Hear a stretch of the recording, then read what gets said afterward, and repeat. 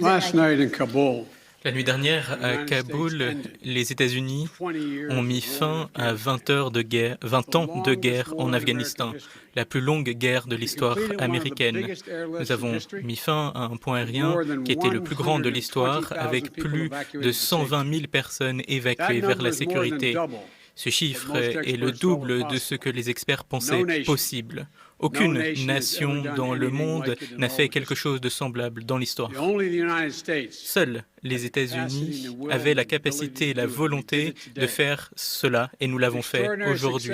Le succès extraordinaire de cette mission est dû aux compétences extraordinaires, à la bravoure et au courage des soldats américains, de nos diplomates et de nos professionnels du renseignement.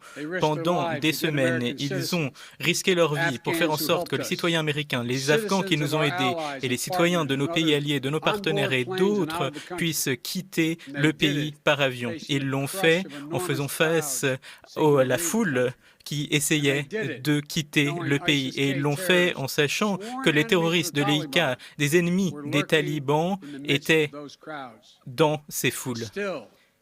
Et pourtant, les hommes et les femmes de l'armée américaine, notre corps diplomatique et nos professionnels du renseignement ont fait leur travail. Et ils l'ont fait d'une bonne manière. Ils ont risqué leur vie, pas pour des gains personnels, mais pour servir les autres. Ce n'est pas une mission de guerre, mais une mission humanitaire.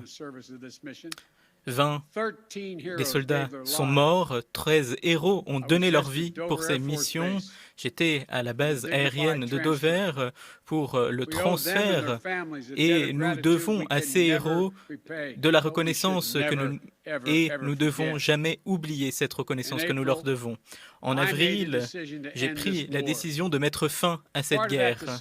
Dans le cadre de cette décision, nous avons décidé de cette date butoir du 31 août pour le retrait des soldats américains. Nous pensions que 300 000 soldats afghans que nous avions entraînés au cours des 20 dernières années et que nous avions équipés formeraient un adversaire extrêmement fort dans la guerre civile avec les talibans. Cette hypothèse que le gouvernement afghan pourrait tenir n'était pas véridique. Mais j'ai tout de même dit à notre équipe de sécurité nationale de préparer toutes les éventualités, et même celle-ci. Et c'est ce que nous avons fait. Donc nous étions prêts. Et après 20 ans de combat dans ce pays, après la perte de milliers de soldats de l'armée afghane, ces forces afghanes n'ont pas tenu aussi longtemps que nous avions espéré. Et lorsque l'on a vu la perte du gouvernement afghan, et lorsqu'on a vu le président fuir le pays, il a donné le pays aux talibans, eh bien nous étions prêts. Ils ont augmenté les risques pour le personnel américain et pour nos alliés.